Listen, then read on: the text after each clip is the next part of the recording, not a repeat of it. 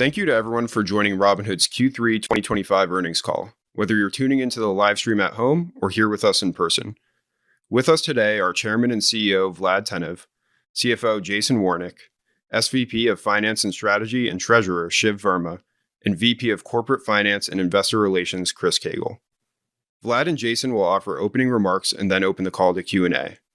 During the Q&A portion of the call, we will answer questions from the audience, which includes institutional research analysts, finance content creators who may hold an ownership position in Robinhood, and both institutional and retail shareholders. As a reminder, today's call will contain forward-looking statements.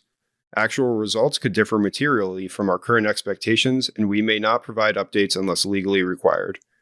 Potential risk factors that could cause differences, including regulatory developments that we continue to monitor, are described in the press release we issued today, the earnings presentation, and our SEC filings, all of which can be found at investors.robinhood.com. Today's discussion will also include non-GAAP financial measures. Reconciliations to the GAAP measures we consider most directly comparable can be found in the earnings presentation. With that, please welcome Vlad and Jason.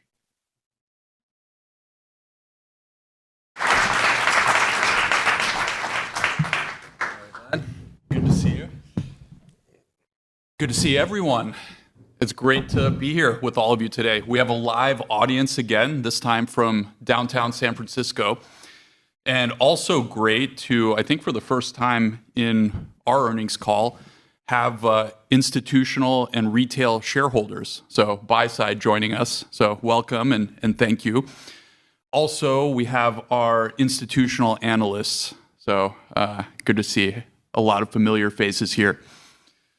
Q3 was another quarter of relentless product velocity. So we were excited to see that. It was really across our three focus areas, which, as a reminder, number one in active traders, number one in wallet share for the next generation, number one global financial ecosystem. So I'll briefly go through each of these. Active traders, we want active traders to feel like they are at a disadvantage if they trade anywhere other than Robinhood. And we've rolled out a ton of great new products for active traders. You guys might have seen second annual Hood Summit in Vegas just a couple weeks ago. We announced a bunch of brokerage updates, shorting, multiple brokerage accounts, AI-driven custom indicators powered by Robinhood Cortex, a whole new social platform, Robinhood Social, and we've got more. We've got more for you guys. We can't wait to share more next month at our first ever AI event on December 16th. Innovation like this really has the active trader engine humming. In Q3, we had record equity and option trading volumes, and October looks even better. For both equities and options, in the month of October, we had new single-day all-time and new monthly records. So both of those businesses just continuing to perform strongly. Prediction markets are really on fire. It's hard to believe that we launched this just about a year ago with the presidential election markets.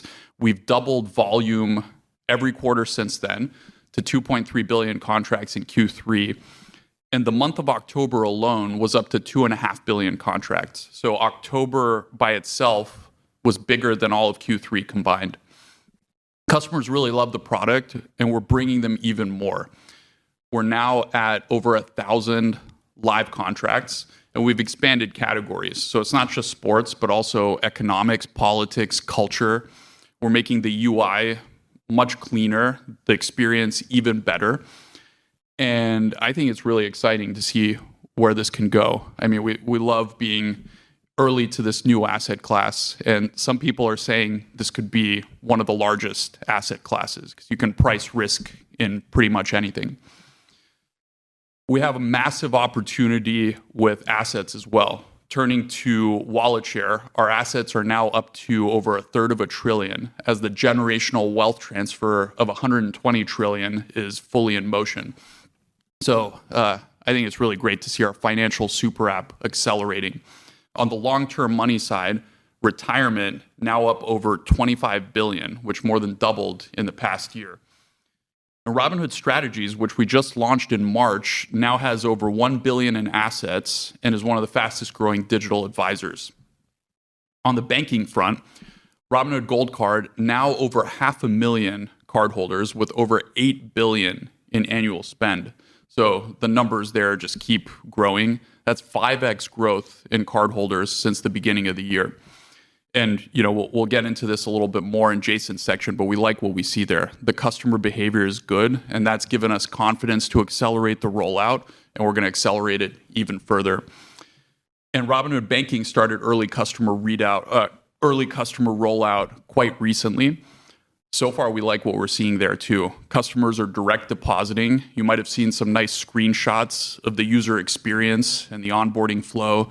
And, people really love that they're getting interest, not just on their savings, but they have an opportunity to earn a good interest on checking. So it's really about simplifying things for customers. And the plan is to just keep scaling this, keep adding more services, more products.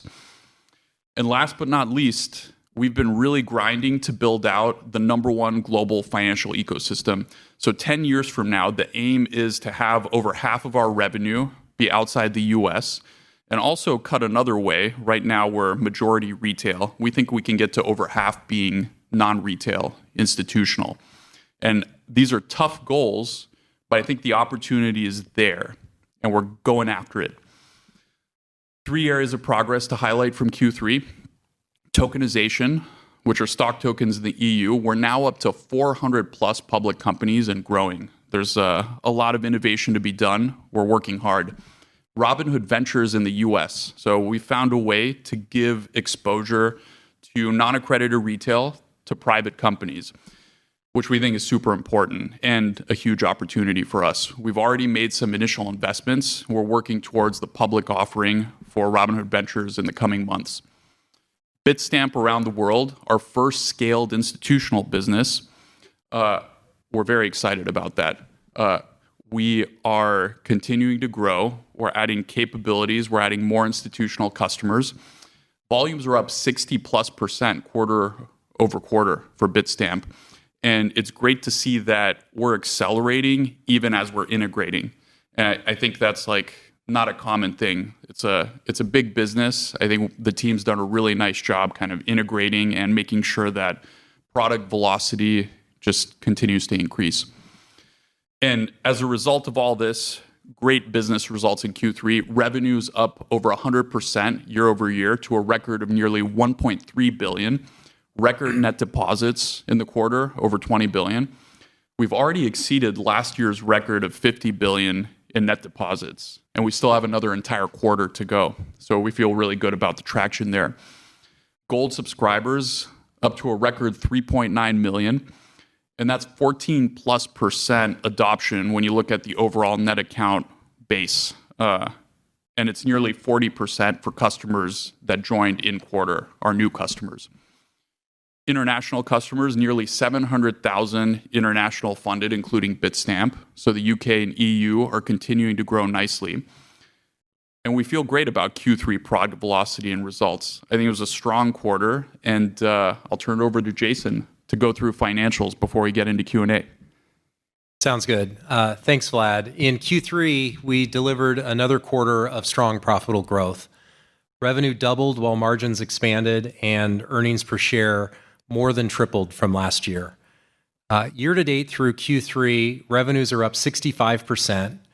Earnings per share is up 150%, and we continue to stay disciplined on expenses to deliver 75% incremental adjusted EBITDA margins. And it's exciting that as our business grows, we're continuing to diversify. In Q3, 2 more businesses, Prediction Markets and Bitstamp, each surpassed 100 million in annualized revenue, bringing us to 11 in total and underscoring the growing diversification and strength of our business. Prediction Markets reached that milestone in less than a year. It's our fastest in history, and it's already tracking towards a $300 million run rate based on October volumes. So just really going fast. Now, let's take a closer look at our Q3 results compared to a year ago. Revenues doubled to an all-time high of nearly 1.3 billion as our customers remained engaged and continue to bring more of their assets to the platform. Trading volumes were up double to triple digits across equities, options, and crypto. and we continue to grow market share across product categories. We're also seeing strong contributions from newer products like prediction markets, index options, and futures. Interest earning assets were up over 50%, driven by strong margin and cash sweep growth. It's great to see margin continuing to hit new highs as we win larger customers and gain market share. And securities lending also hit an all-time high with a strong market backdrop as IPO activity continued to pick up. And Robinhood Gold grew to 3.9 million subscribers. That's over 75% year-over-year growth as we continue to broaden the value proposition, including Robinhood Banking, which is just beginning to roll out. Turning to expenses, Q3 adjusted OPEX and share-based compensation came in at $613 million. It's about $40 million above the midpoint of our prior outlook range. This was driven by two items that are both related to our strong performance. First, stronger year-to-date results led to higher Q3 employee bonus accrual. That is higher for Q3, but also includes a catch-up for the first half of the year. And second, the significant increase in our stock price this year triggered vesting on the remaining tranche of the 2019 CEO market-based award. This resulted in unplanned payroll tax expense in G&A. We are through that award now, so Vlad, you get to go back to your $40,000 a year. Apologies. Yeah.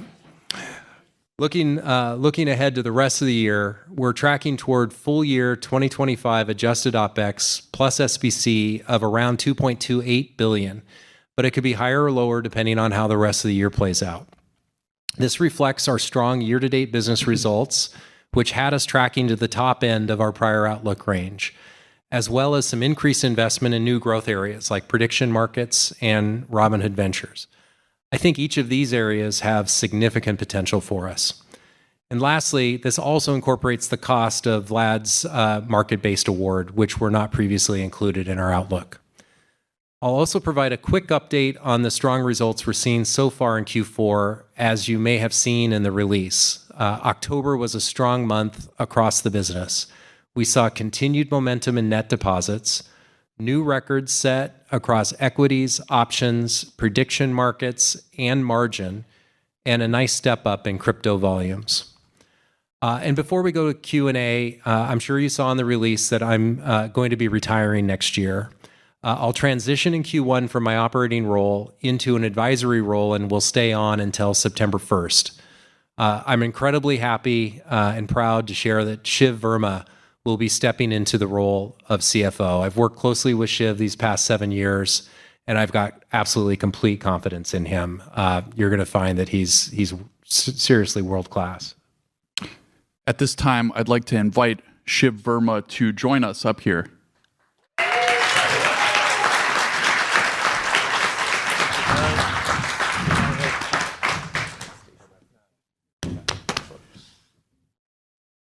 Long time no see, Shiv. Okay, first of all, I want to thank Jason for all he's done for Robinhood. He's been an incredible steward of the company, not just the finance team, but the entire company, and is leaving the finance team in a much stronger position than when he joined.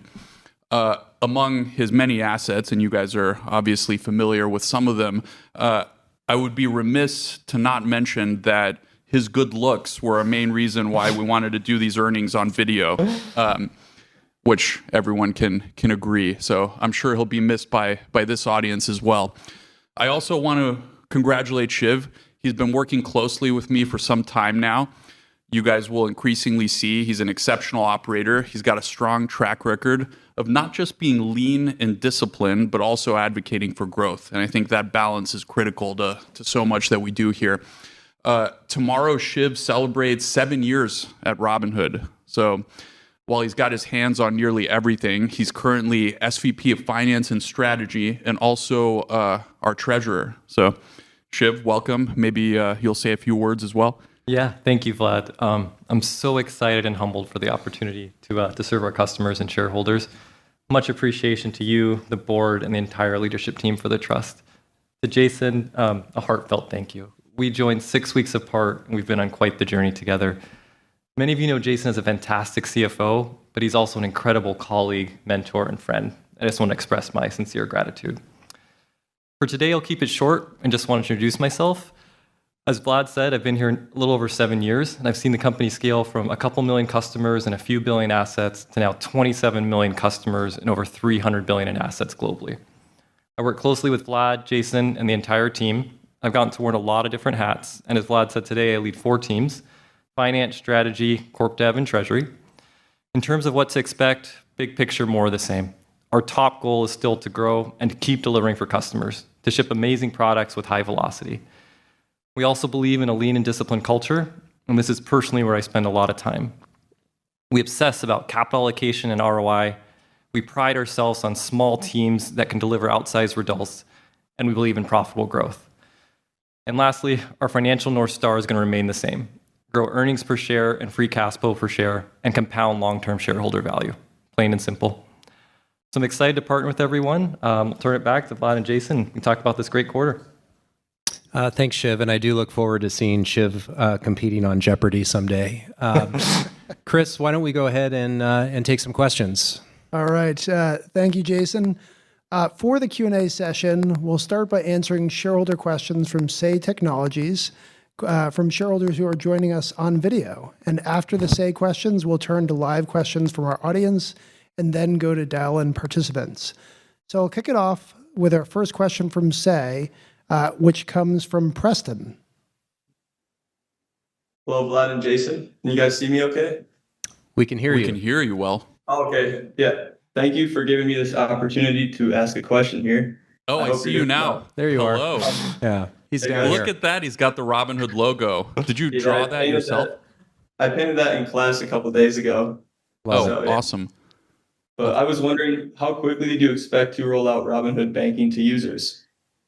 Yeah, great question. This will be a relatively fast rollout.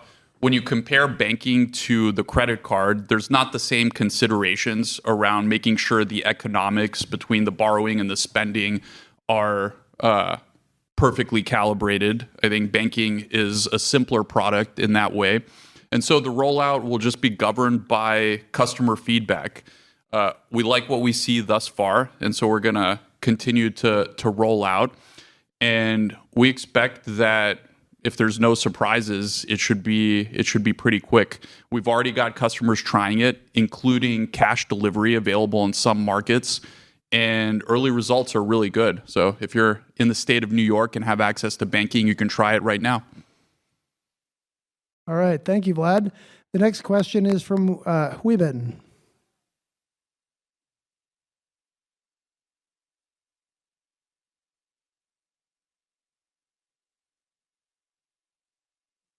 All right, I'll read it. So Wibben's question was, there was a recent AWS related outage. How are you strengthening platform resiliency to address that? Sure. Yeah, that's a great question. So for those of you that don't recall this, even though pretty much the entire internet was briefly affected, including my kids' elementary school, they couldn't take attendance. AWS had an outage a few weeks back, and that led to degraded app performance for a significant number of our customers. Now, the good news is it actually demonstrates how much progress we've made in the resilience of our systems over the past few years. You know, if this had happened to us, like an outage of the infrastructure provider of this magnitude, if it had happened a few years ago, we probably would have been fully down. But we made a lot of investments in that time period. And so even though things were slower and there were higher latencies, a lot of customers could, manage their risk and place orders, although we didn't provide them with the type of experience that we would want. That's for sure.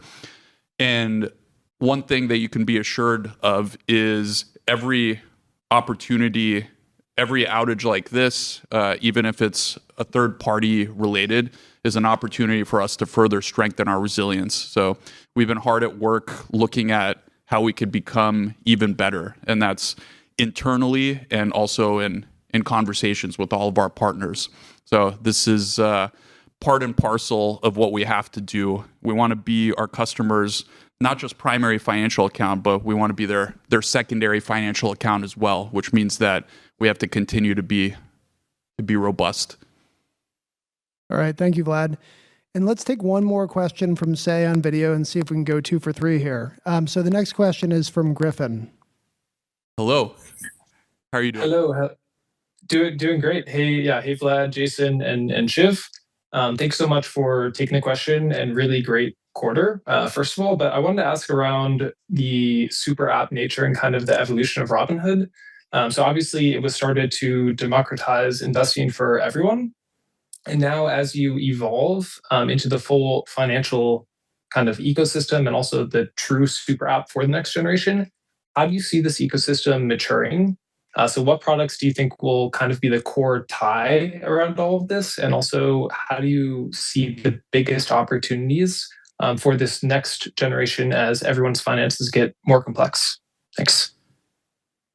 Yeah, I think that's a great question. I mean, you're seeing that part of this vision is somewhat predictable in a sense. We have to look at, how does money enter our ecosystem? And of course, we have all of the existing mechanisms, but Robinhood Banking, the goal with Robinhood Banking is to be the place where our customers deposit their paychecks as well. So that will handle the inflow of money. And, a lot of the assets over time we do believe will be invested, but the question is, can we minimize the reasons customers have for ever withdrawing money and make it as easy as possible for people to get money in? And over time, there will be new products, new product categories like prediction markets that arise. And we want to use our combination of best-in-class user experience and also economics to make sure we're a big player in everything that customers want to do with their money, not just in the US, but increasingly globally. So it's going to be a combination of getting broader, but also selectively going deeper in areas where we feel like we have competitive advantage. All right. Thank you, Vlad. That concludes our shareholder questions from Say Technologies. And so now we'll move to Q&A from our live audience. The first question is going to be from Patrick Moley at Piper Sandler. Yes, thank you for taking the question. For my question, I want to say congratulations to both Jason and Shiv. Jason, really enjoyed working with you. Shiv, looking forward to getting to know you a little better. So I had one on prediction markets. You've obviously become one of the leaders in the space, but there's been a lot of new entrants recently. So I was hoping you could talk about just the strategy there and what you think gives you the right to win long term. And then as a second part to that, can you talk through some of the strategic considerations around maintaining your position today as kind of a retail distribution for the venues versus maybe trying to develop something internally, whether that's organic or inorganically? Thanks. Yeah. So I think one of the advantages we have entering any market, prediction markets aren't an exception, is that we have distribution and we have lots of customers, 26 million plus funded accounts in the US that are trading and using us for all sorts of things. And from an infrastructure standpoint, we actually have an increasing set of tools that can plug in and are being built to be multi-asset. So not just our mobile app, but increasingly on web. We have Robinhood Legend. We have all of these things that we announced at Hood Summit. And it's really an ecosystem of financial services. And you'll see great integration between all of our platforms and all of our assets and account types, increasingly so in the future.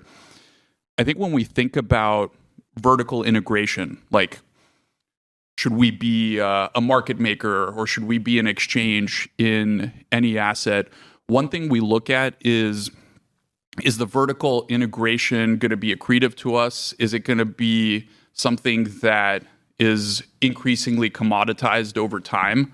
And my feeling for how this is going to evolve in prediction markets, at least, is there's going to be a lot of entrants in the space, a lot of exchanges, and in the same way that across equities and options, customers are well served because there's a wide variety of venues that are competing on cost to offer great execution. I think prediction markets will evolve that way too. And I think in that world, the customer certainly benefits because different DCMs and markets will compete for who offers the lowest cost. And I think the power continues to be in our distribution and offering a wide variety of products and services. I think we're the only ones currently that have this powerful combination of, for traders, not just being able to trade prediction markets, but crypto, options, equities, futures. I think it's a great combination, and there's certain advantages for everything being in one place under a simple, easy-to-use platform. And I think we can keep pressing on that advantage. And as you've noticed, I think the product has continued to evolve at a pretty rapid pace. I think you should expect that to continue and to even accelerate. All right. Next question from Alex Markgraf from KeyBank.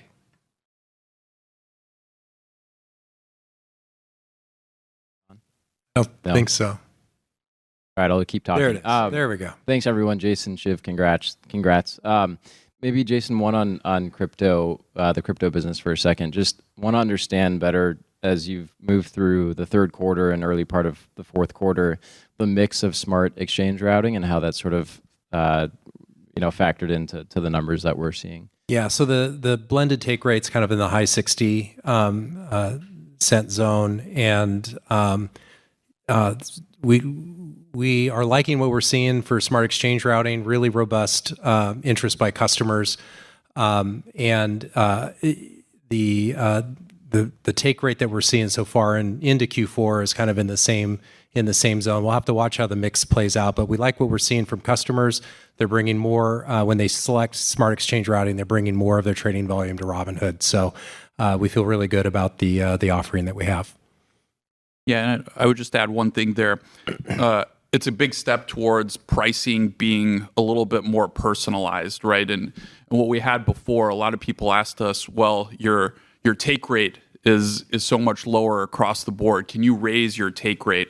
But I think the real story is a little bit more complex than that, because certainly if you're an active trader, you're trading huge volumes, you're able to use advanced offerings on exchanges. And in the past, we didn't have tools to offer those customers who we might not have been super competitive for lower take rates. And that's what smart exchange routing really unlocks for us. For those that are super active and bringing a ton of volume, almost like prosumer traders, which we're seeing more of now that we've got Robinhood Legend, can we make Robinhood a no-brainer for them? And we've seen more and more of those customers choosing us and coming in here after smart exchange routing, which is very exciting because that's just a customer segment that we felt we were underpenetrated with. All right. The next question is from Devin Ryan from Citizens. And if you want to ask a question after Devin, please put your hand up as he's wrapping up. Great. Thanks, Chris. Vlad, Jason, Shiv, and Shiv, welcome to the call. I know you've been a big part of the story already, so kind of welcome to the stage here, and Jason, to you as well. And the success to date and the best practices you've put in place really put the firm on strong footing, so congratulations. Thanks, Devin. Question on private markets. Demand and activity that we're tracking is recovering. Last week, Morgan Stanley announced the acquisition of EquityZen. I know there can be some barriers with accredited investors. Maybe that makes it a little bit complicated. But can you just talk about whether there's demand from your customer base, and especially as companies stay private longer, and a lot of the values created in the private markets? It would seem like Robinhood's in a great position to both be a trading hub and help create liquidity in the system, but then also maybe even in primary capital for private markets. So the question is just whether there's an increasing interest in private markets, if there's a plan there to do more. I know it connects to tokenization as well, and also if M&A would make sense there as well. Thanks. Yeah, maybe I'll start, but Shiv's also been working on the Robinhood Ventures front, so maybe I'll ask him to say a few words as well. Look, I think private markets are a huge opportunity, and just let's focus on the U.S. perhaps first, because that's where we have the largest portion of our business, although international with tokenization provides some interesting opportunities as well. In the U.S., I think it's one of the biggest iniquities that we think it's part of our mission to help resolve. You mentioned yourself, you have a lot of these companies that are staying private longer. They're avoiding the public markets. They're private in valuations of, hundreds of billions now, right? So, and if you want access to the AI innovation economy or, space technologies, you don't have a ton of pure play public companies to select from. So we think it's a bigger problem, particularly as these technologies have so much potential to upend the lives of retail consumers. Giving access to that is a big part of it. A few years ago, we rolled out IPO access, and I would say that at first, people were kind of skeptical about it, right? Like we would have to really work hard to get companies to be interested to give retail IPO allocations. And, recently, pretty much every company that's notable, that's thinking about going public, comes to us, talks to us about their retail engagement strategy. And now they're looking at, how do we engage retail better? Earnings calls, not just shareholder Q&A, but doing, making earnings more compelling so that retail wants to actually watch and participate and learn as well. And we've noticed the allocations to retail going up in public companies, public IPOs, which we've been very happy about. And I think that's a trend that's going to continue. And we want to do that at earlier stage. And I think that's really the thesis behind Robinhood Ventures. And we found a way to do it, we believe, unaccredited. And maybe Shiv can talk a little bit more about that. Yeah, we've been working on this for a while, and we're super excited. In terms of the demand, when we talk to customers, it's one of the top things they want. They want access to these best-in-class technology companies that they use and love. And when you ask them, there's three big things they want. First, it's daily liquidity. Second, not to be accredited. 85% of Americans aren't accredited today, so they get left out. And third, more concentrated portfolios. They want access, again, the names they love. And so when we designed the product, that was our main use case. How do we do that? And we think we found a great way to do that. We're on file with the SEC for Robinhood Ventures 1. We're in the quiet period, so we can't say too much more there. But we think this vehicle will be great and expect pretty strong customer demand. And then the other thing we're working on is how do you make it great for companies? Because you need both the customers, but also the companies. And so we're trying to think what's the best way to partner and innovate with these customers and companies as well and have some really great traction there. So we're excited to share more about the fund in the coming months. But as Vlad said, this is just fund one and just the start. Our ambitions in the space are pretty large. All right. The next question is going to come from Jeff John Roberts from Fortune. Hi, guys. My question is about tokenized equities, which seem to be the future, and they seem very cool. But I'm curious, when do you think they're going to scale, Vlad? And also, what implications they might have for Robinhood's revenue when it comes to payment for order flow or otherwise? Thank you. Yeah, great to see you, by the way. I forgot to mention we have some folks from the media joining us today, too. So thanks for the question. So tokenized equities, as you might remember from the event in France, there's 3 phases to the rollout, and we're still in phase 1, but we're really ramping up the number of tokens available on the platform. So we're now up over 400 available. And I think that makes us the largest in terms of selection. I think the largest, maybe one of the largest at the very least. But I think where it really starts to get interesting is phase 2 and phase 3, which is them available for secondary trading on Bitstamp, and then eventually them being on DeFi, where the possibilities really start to multiply. You start thinking about self-custody, collateralized lending and borrowing, which we think could be very, very disruptive as well. Currently, the model is just foreign exchange in the EU. We take a relatively low, simple foreign exchange fee for tokens. And actually, we're pretty happy with that. I think that that's 10 basis points, if I'm not mistaken, which is actually slightly higher than what we would be foregoing with payment for order flow. All right, the next question in the front row. Thanks for taking the question. Vlad, this is for you. Anyone who's had the pleasure of being an investor or customer over the last many years, I think has seen an incredibly inspirational change in product execution pace. I'm curious to understand from you guys, what have been the contributing factors there? How do you see that maintaining or increasing over the coming years? But really incredible job, and it's so fun to be a customer. Well, thank you. Yeah, we appreciate that. I think that we've grown as a company, and I think it's easy to sort of like dismiss what happened during COVID as, we were sort of like too bloated and got too big and got away from us. But I think a lot of what we did actually was we built the foundation for the company subsequent to that. So we brought great people into the company, and I think we realized, that, we had to ask ourselves serious questions about what kind of culture we wanted, what we wanted to be. Did we want to ship fast? And I think that set the foundation both infrastructurally and from a people standpoint to the product velocity that you see now. So I think we obviously had to make some tough decisions, getting fit. I think this is sort of underreported. I think a lot of people don't like to talk about this, but we were pretty early to adopt AI and actually like drive that through the organization, particularly in the areas where we think there's maximum impact, customer service and engineering, where we actually, I believe, are best in class in our industry.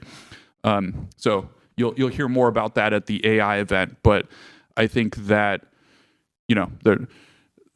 there's not a lot said about that because we're not a foundation model company, but I think we're right up there leading the financial services industry with how we're deploying it at scale. Two things that I would add, which I think both relate to speed of decision making. We made the change to a general manager model. And I think having leaders over their specific business owning goals and driving against their milestones helped us move faster. The second piece was alignment on what our financial tenets were around kind of what the ROI and other financial guardrails are, and just getting a complete alignment across the teams that build and the teams that support on what those hurdles are and what those requirements are. Allowed us to move even faster once there was alignment on that. So those are two aspects that I think help us move faster. All right. Yes, and also in the front row.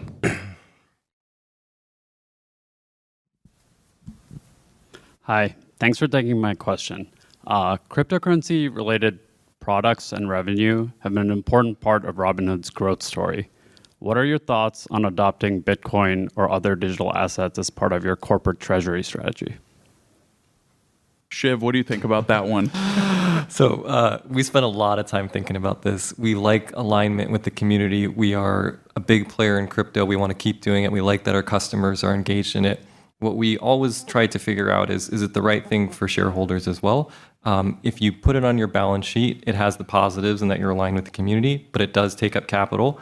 Our shareholders can also go and buy Bitcoin directly on Robinhood, and so are we making that decision for them? And is it the best use of our capital? There's a lot of different things you're doing, from new products for growth, investing in engineering. So we have this debate constantly, and I think the short answer is we're still thinking about it. There's pros and cons to both of it, and it's one that we're going to keep actively looking at. All right. Before we move to the virtual queue, are there any other questions from folks in person? All right. Now to the dial-in community. All right. So for those who are dialing in, please press *11 on your phone to enter the queue. And if you'd like to remove yourself from the queue, please press *11 again. So the first question is from James Yarrow at Goldman Sachs.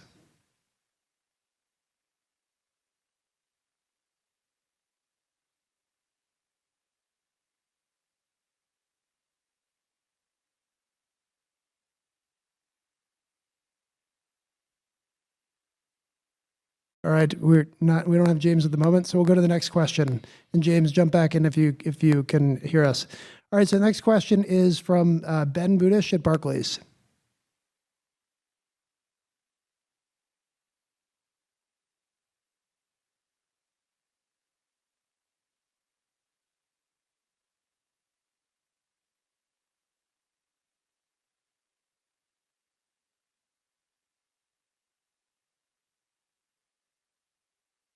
All right. Well, in the meantime, while we work to connect with our virtual community, Alex Margraf, do you have another question? All right, let's get Alex a mic.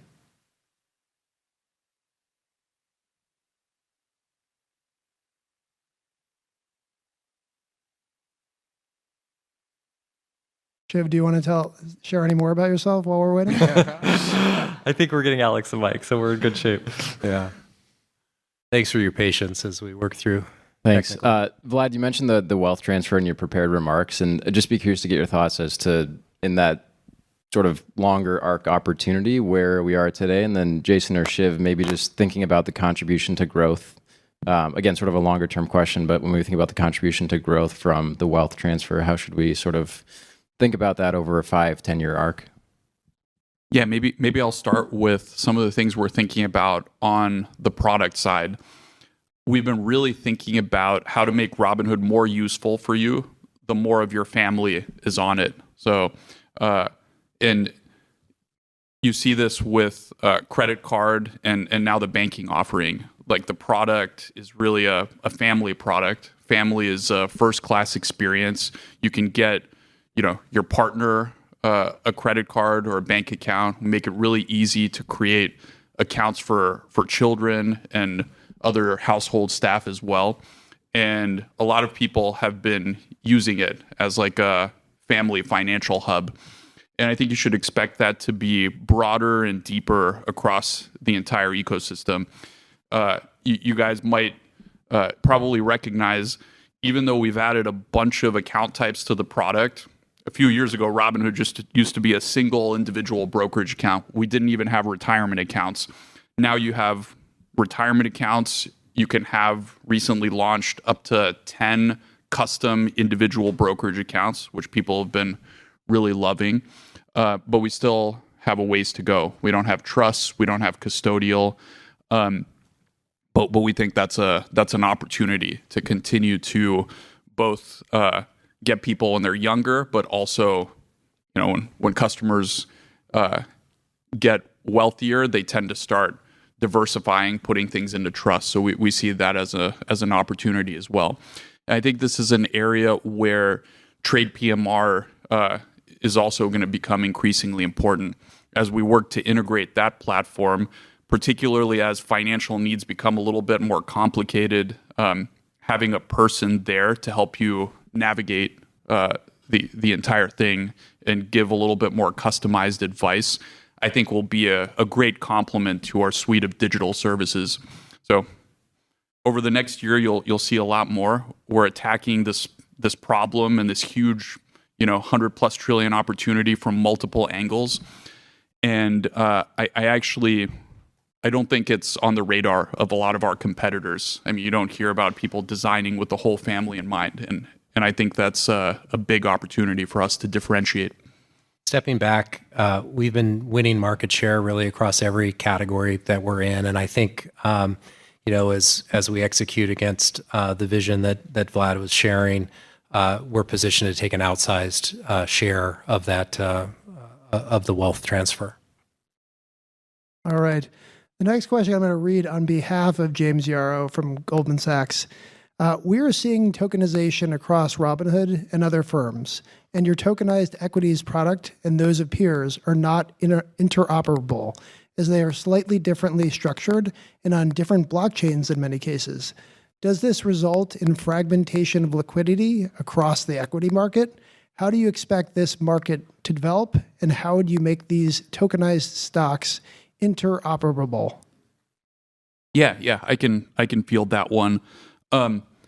So right now, certainly Robinhood stock tokens are not as interoperable as we would like, but that's just because they're actually not on DeFi yet. So they're very much in the Robinhood walled garden, which has certain advantages. Right now, every trade that a customer does is backed by a traditional equities trade in a TradFi market. And as we continue to build up the liquidity and the collection of and the supply of tokens, I think that's going to lead to actually a really great initial customer experience. Over time, I do expect greater interoperability. As you've seen with other assets in the crypto world, even if they're on other chains, the community tends to get involved and build bridges and wrappers. And so I think that's less of a concern. I think every major tokenized asset will eventually end up being multi-chain.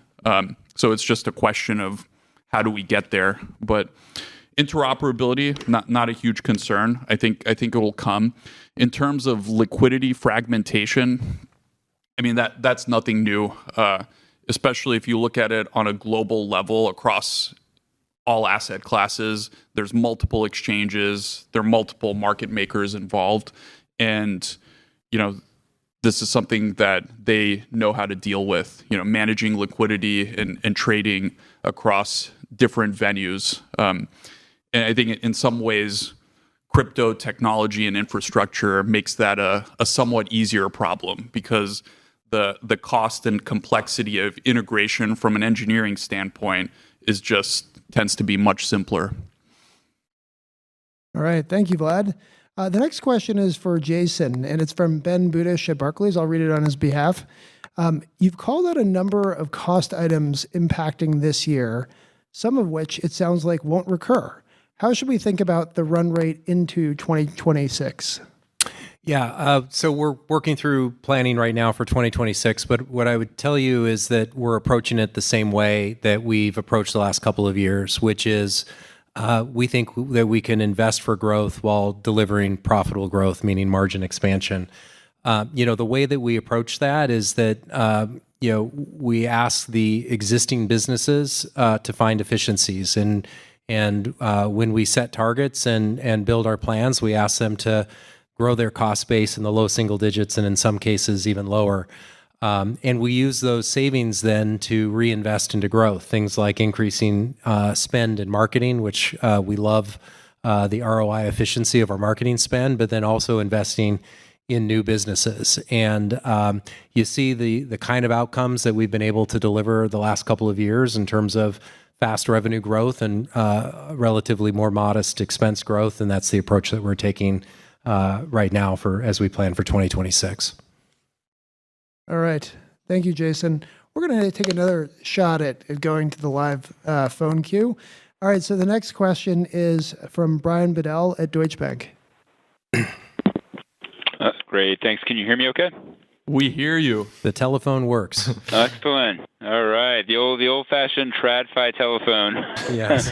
Finally worked. Well, I just want to say, first of all, congrats, Jason, on retirement. Thank you. It's been great working with you, and welcome, Shiv. Looking forward to working with you as well. Maybe my question will go to prediction markets. So maybe if you can just talk about how the customer behavior has been forming just in the last 2 months. We've seen a big increase in volume, obviously in September with the NFL and college games added. And how are you seeing that maybe sort of shape in coming into October? Or are you seeing that volume increase coming from more new users coming into the prediction markets, or rather greater usage of existing users? And then if you can talk about maybe just your thoughts around timeline of launching new contracts and potentially even weaving in things around maybe single stocks that active traders can start using.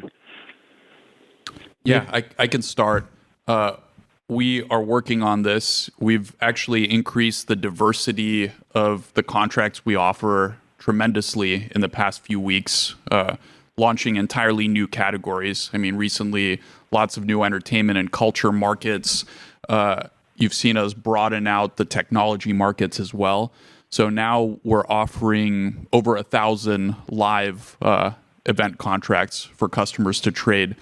We're seeing a lot of adoption. It might not be surprised because we have such a large established customer base, a lot of adoption from existing users, particularly traders, but we're seeing new customers as well. So there's customers that join Robinhood because they want access to our prediction markets offering.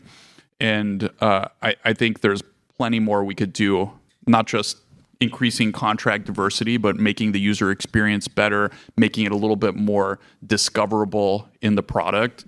And the team continues to work hard. You should see the product continue to improve week over week. Much like our active trader offering, a relatively smaller portion of our customers are participating in the market. And I think as we continue to work on the user interface and discoverability of the product, we've got expectation that we can take that higher. All right, thank you. The next question is from Dan Doloff at Mizuho. Hey guys, great job again on an outstanding quarter. Wanted to thank you, Jason. It was welcome, and thank you, Jason. It was a pleasure working with you, and I look forward to working with you, Shiv. And my question for you, Vlad, is Bitstamps very, very strong. I think over 60% growth quarter over quarter. This seems incredibly strategic to Robinhood. Can you maybe elaborate on the long-term strategic importance of this? Because it seems to be off to a great start. Thank you. Yeah, and actually, it was we've had the pleasure. The Bitstamp team on the engineering side is actually at our offices, so we got to hang out with a lot of them yesterday with Johan and really talk through what's our plan for next year. And you're right that we've had pretty tremendous success growing volumes and improving the product post acquisition. But we definitely aren't getting complacent. We're not slowing down. We see a huge opportunity. I think Bitstamp can be very key to our tokenization plans as we enter phase 2 of our tokenization vision. We really want to lean in there and give people access to real assets that have fundamental utility on the platform. It's also our first institutional business. And, the one thing I really appreciate with institutional customers is they have lots of choices for where they take their business, and they're definitely not shy about telling us all of the things that we do that we need to do better, which there are a lot of, believe it or not. I think there's so many things that we hear from our institutional customers. So we're going to have a busy year, and I think that as we continue to be successful and build more things, I think we'll see that volumes and market shares will follow. All right, thank you. The next and Johan's very nervous watching me say all this. All right, the next question is from Brett Knobloch at Cantor. Perfect. Hey guys, congrats on the quarter. Thank you for taking my question. On the Robinhood Social, could you maybe just dive into that a bit deeper, and when you expect for that to roll out, and how you expect maybe users to begin using that, and how should impact maybe financials, and when you would expect it to impact financials going forward? Yeah, I think this is something where it may be somewhat challenging to forecast precisely the impact, because the way we see it is this is going to be a new source of information for customers. It'll be a source of trading ideas. We really want the product to be great, and we think that it can be just a source of information. We think we can be the place where a lot of business and financial related discussion can happen and hopefully originate. And we've done some experiments with social features over the years, and we have seen that when executed properly, and I think we're being very thoughtful with how to make sure all of the content is high quality. Of course, with verification of traders, we have an advantage there. We think it can be an engaging product that makes Robinhood not just useful when you have an idea that you want to trade on, but it can be actually where your ideas originate, which I think is a big opportunity because it allows us to close the loop. And if the ideas come from Robinhood and we're the place where they execute on the trades, the platform just becomes more powerful, and that power and the network effect will continue as we continue to roll out more assets. I think we're going to be the only place where you're going to have live verified trades across not just equities, options, and crypto, but also prediction markets and futures. And so the diversity of content, I think, should be quite compelling for folks that are interested in business and finance. In terms of monetization, we really see this as an opportunity to spin the flywheel, attract more customers to the platform because of the rich social experience, and then be able to capture a greater share of trading activity and other financial activities across the platform. All right. Next question is from Ed Engel at Compass Point. Hi, thanks for taking the question. You talked about aspirations outside the U.S. I think you guys talked about over half of, hopefully one day, your user base will be outside the U.S. How does M&A play into that strategy? And could we expect you to kind of continue kind of launching market by market, or could there be an opportunity to kind of launch in a couple markets simultaneously given a bigger transaction? Thanks. Over time, I think it's probably a mix. I mean, we naturally gravitate towards organic growth, and you're seeing examples of that, for example, in the UK. But we do have an active corp dev team. Actually, Shiv has been leading that for some time now. And when deals make sense for us, great team, great technology, ability to accelerate the roadmap. We don't shy away from those kinds of opportunities as well. Okay. The next question is from Steven Chubak at Wolfe. Thanks, Chris, and congrats, Jason and Shiv. Wanted to start with a question just on the international strategy and the growth that you've seen thus far. I was hoping to get some perspective, Vlad, in terms of how that growth is tracking relative to plan. Is there more that you can do in terms of product deployment and innovation to maybe help accelerate that growth? Just hasn't gotten as much airplay as like some of the other opportunities. So I was hoping you can unpack that a little bit further. Yeah, I think it's still early in our international plan. That's why when we talk about this opportunity, it's really a 10-year vision because, unlike the US, when we expand into these markets, we don't have an existing established customer base to cross-sell into. But we're really seeing signs that we like. And so we've continued to invest even more. Cohort activity, both in the UK and the EU, has been improving.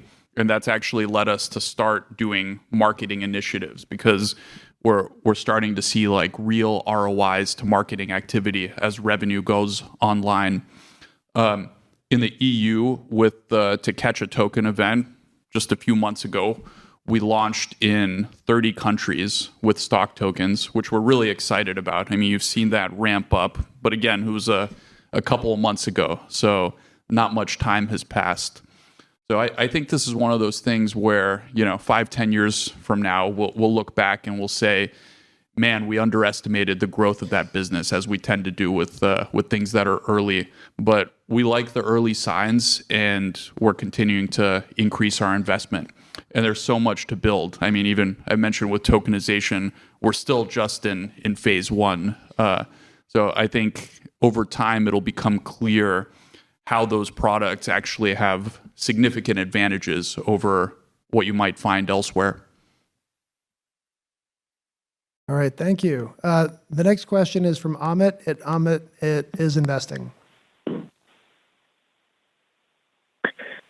Vlad. Hey, Jason. Thank you guys for taking my question. And a big thank you, Jason, over the years on your execution, and congrats to you, Shiv, on your new role. My question is for you, Vlad. Going back to tokenization. You recently said tokenization will eat the broader financial system. Outside of just tokenized equities, can you give us a more larger look on how big of a size the opportunity is, why right now is the time to go after it, and what Robinhood is really thinking about over the next couple of years in terms of taking advantage of the opportunity? I know there's a lot of different other assets besides equities that could be tokenized. So can you just speak a little bit more on how you guys are thinking of the opportunity? Yeah, I think the opportunity is very exciting. One of the things that I think is both a problem and an opportunity with traditional crypto is that crypto and the traditional financial system up until fairly recently have kind of been two separate worlds. And I think Robinhood has a unique position as a scaled crypto business, but also a scaled business in traditional finance to bridge the two and actually make room for what we consider traditional assets, but really things like securities, products with real fundamental utility to leverage blockchain technology and actually be tradable on-chain, where customers can self-custody, they can engage with a variety of protocols, collateralized borrowing and lending, and where those assets can be traded 24/7, real-time, and fractional quantities. You've obviously seen some efforts in private companies in the EU with our OpenAI and SpaceX token giveaways there. So I think we're really interested in continuing to pull on that and making those products available to customers. The other opportunities that I'm personally excited about is real estate, private credit, unique assets and collectibles like art. If you think about, what's a part of your portfolio, if you're a high net worth individual, there's a lot of these assets that actually retail can't access currently. And I think that tokenization is a way to enable that at scale and sort of like reduce some of the downsides that would typically be associated with holding those assets, like lack of liquidity, being locked into positions, not being able to like chunk the assets out and invest in portions of them. So that's why we're continuing to push on it, both in the US and outside. And you should expect this to become bigger and bigger in the coming years. Of course, starting with stocks, which is the asset class that we think has the most potential and we're also closest to. Okay, thank you, Vlad. The next question is from Roy from Crossroads. Thanks for taking my question, and huge congratulations to Jason and also Shiv, and congrats to everybody on a great quarter too. And very impressive. There's been a huge increase in predictions market activity, and I'm curious if the volume shown in the platform is a mix of Kalshi and Robinhood, or is it just pure Robinhood? And also, is Robinhood considering expanding this internationally, even alongside or even ahead of its current trading expansion plans? Good question. You want to field it? Yeah, I mean, sure. The volumes that we're showing are the volumes that are on Robinhood. I'm sure Kalshi is counting the activity that we send to them, which is quite substantial. And for contracts that we offer, I think a very large chunk of Kalshi's volume is actually coming from Robinhood. In terms of international, Vlad, I'll let you cover that one. Yeah, we're definitely looking into it closely. And you talk about tokenization as some of the previous callers have brought up. Prediction markets is another asset class that actually has a strong crypto component, particularly outside the US. So we're definitely taking a look at what's the most effective way to get that to our customers. And I think it's going to be on a case-by-case basis, maybe slightly different in each jurisdiction, but we have some options, as a scaled traditional player, but also on the crypto side. I think we'll have our pick of what's best in each jurisdiction, and that's something we're definitely closely looking at. Okay. The next question is from Maddie Deleden from JP Morgan. Hi, good afternoon. This is Maddie on for Ken. Thank you for taking our question. On shorting, has Robinhood experienced a noticeable pickup in customers applying for margin accounts in order to participate in the short selling since your 3Q launch? What have early adoption numbers and customer behavior looked like in these first few months? Thank you. Yeah, so shorting is something that we've announced at the Hood Summit event in Vegas a couple of weeks ago. Customers are very excited about it. It's somewhat hard to believe that we've been able to get to this point without offering shorting, but we've been rolling it out to employees and doing final testing. It's actually not yet rolled out to external customers. So we think people will love it, but too early to tell. And I guess to answer your question, no, I mean, I don't think the increase in margin usage has been in anticipation of shorting because it's just not yet available.